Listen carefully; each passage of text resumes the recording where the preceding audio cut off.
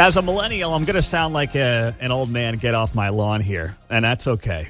But I genuinely want to get you in on this conversation because I was reading this article over the weekend from the New York Times, and I just wanted to slam my head against the wall. We talk a lot about the affordability crisis, and there's no doubt it's real. There's no doubt about it. It is real. Okay, you go back to COVID, prices are up 20% since then across the board, on average. And while complaining about the affordability crisis when wages have not kept up on average is also a fair thing to bring up. But we've also got to do a better job. There has to be an accountability element to all this, a reflection to all of this where we say, what are we doing and can we do better? The headline in the New York Times over the weekend was Freedom with a Side of Guilt, How Food Delivery is Reshaping Mealtime. And basically the article, and I've got some data from the article here, but the article basically goes on the note that people are spending thousands and thousands of dollars on things like DoorDash because it's easy. And it shows up at your front door and boom, there you go. You got a meal. Now, I have never used DoorDash in my life. If I'm going to do takeout, I'm going to pick it up myself. I can make sure I get it on time. I can make sure it's warm when I get home. I can check the order. All these things that a DoorDash driver who's also going to charge you to DoorDash doesn't do. It's not going to be as warm. You're going to get charged for it, and you don't know if you're getting all your food. Why would I pay for that? Why would I pay for food that's colder, that's not checked, and isn't as good? Why would I do that? I don't understand it. But it's a phenomenon right now. And they talked to some local people here in this New York Times piece. It's like 1,000 words more. It's like a couple thousand words at this point. And it goes on the note that DoorDash is now a verb. And the new delivery economy is transforming the way Americans live, reshaping budgets, meal times, and social habits. In 2024, almost 3 of every 4 restaurant orders were not eaten in a restaurant. The number of households using delivery had roughly doubled from 2019, just before the pandemic. And in a survey last year, about 1/3 of American adults told the association that they ordered food for delivery at least once a week. Millions of Americans, the New York Times notes here, are struggling to put any kind of food on the table as grocery prices continue to rise. And for the people who can't leave the home, food delivery is essential. The 3 major providers, DoorDash, Uber Eats, and Grubhub, said in email responses they're proud of the extra time and countless choices they offer busy customers. Yeah, because they're making a ton of money doing it. Yeah, mighty generous of them. They love it. They love it when you can't find time to go to the grocery store, cook anything, and you just go to your phone and DoorDash everything. I'm not judging you if you do it. I mean, it's your money. It's your world. Okay, it's your life. You do with it what you want. I'm just saying, I think there's something here to the idea that, yes, affordability is an issue, but we also have to be honest about values and basic discipline. If you are making less than 6 figures and spending 10 grand a year on DoorDash, you're making a bad decision. 10 years of this, and you might have a down payment on a house. You might have investments that have doubled over 7 years. And we built this attitude of like helplessness, and you can kind of justify any bad decision with the excuse of exhaustion or stress. Well, I mean, I'm burnt out. I'm working so hard and the kids and I just don't have time. But of course there's time. And by the way, making stupid financial decisions doesn't alleviate stress at all. All it does is train a person to see themselves as kind of this unfortunate soul stuck on this hamster wheel who's constantly stressed on the brink of collapse. And then that justifies more bad decision making. That's all this does. We're feeding this excuse making that we are creating for ourselves. And I was reading through this New York Times piece. That's really what it does. They give half a dozen examples from college kids to Zoomers, Gen Zers, to millennials with kids at home who are just like, man, I don't have time. I just don't do it. I mean, think about the time that you spend on your phone doing whatever, right? Nonsense. And you take that time, and every Sunday I get a little notification on my phone that tells me how much time I spent on my phone. Now, I admit, this phone to me can be a crutch, but 90% of what I'm doing on this phone is related to this job, whether it's on the air or off the air, or other, business ventures and things that I have going on.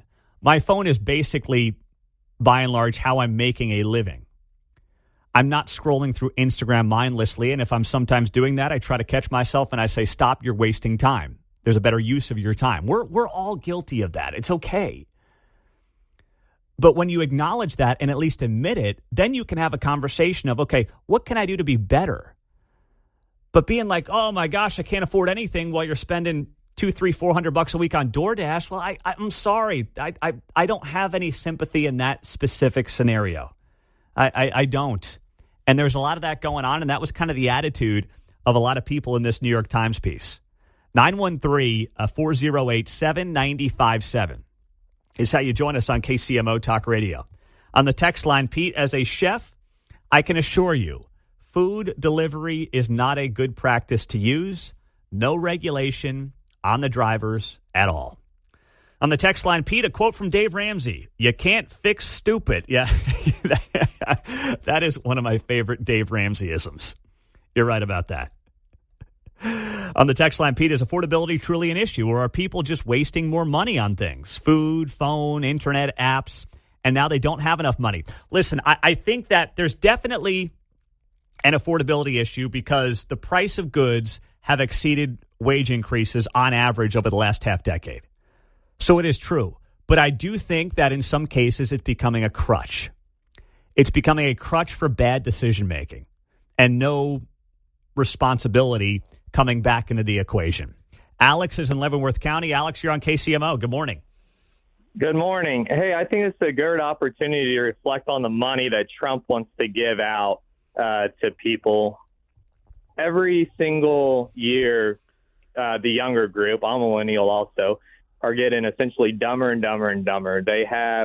Nobody learns about money in school. Nobody learns about balancing checkbooks. They don't learn about how to grow their own food, how to, harvest animals and take care of anything. I think rather than giving kids $1,000 when they're born, and which is going to set them up for failure down the road. It's going to, when you're 18 and you see $300,000 in a bank account that you've done nothing to, you're not going to want to go get a job. You're going to sit there and figure out how to get that money out of there and live off of that money, buying an Uber Eats and DoorDash and stuff like that. And I think this conversation right here, I think is a great time to reflect on how bad of a decision it could be to give kids $1,000 when they're born.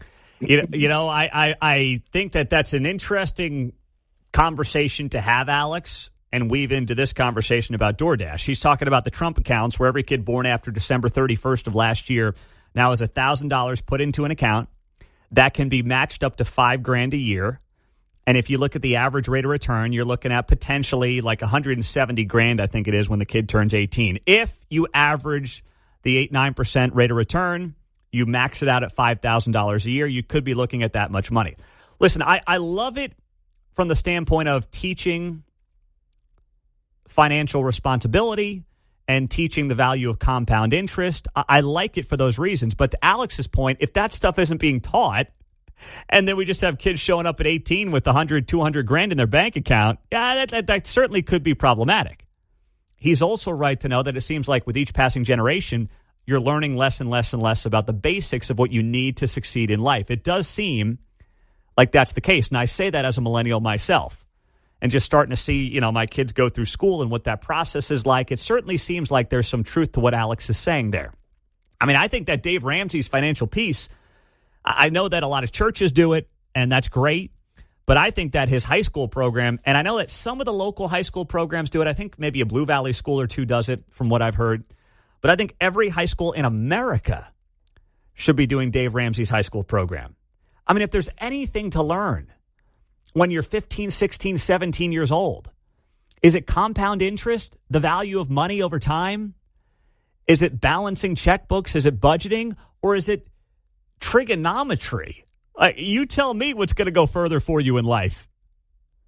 But we don't do it. We don't care about it. And that's why we find ourselves in these predicaments in part, John. Yeah, well, even if I didn't learn it in school back then, I had a job. Yeah, yes. So go get one when you're 14 or 15. You can do that. 16, you can certainly be hired at any fast food chain and get to work, et cetera. So yes, I think that's a great point. One of my, as someone who was very involved in athletics in high school, one of my bigger regrets was not having a job earlier than I did as a teenager, because I think it would have whacked some sense into me. And, I spent a lot of time in my late teens caddying at golf courses and things like that. But I do think that there would have been even more value in me having one as an earlier teen. It's one of my few regrets, because I think I would have learned some of these things even earlier. I was done with sports my senior year and worked. So then I don't know if any earlier would have been any better for me to be working. So certainly by then, by 16 or 17, it'd be really helpful to be out to get a job. You begin to understand. Yes, you figure out, okay, all right, this is what this is about. This is what this is like. Well, wait a minute here. I was 8 hours in the pay. Oh, taxes. So sec. What is so right? Yes. Wait, there you go. Social security. Wait, what? Mm-hmm. Wait. You mean I could have that money now instead? Maybe I get it when I'm 65. What a scam this is. There you go.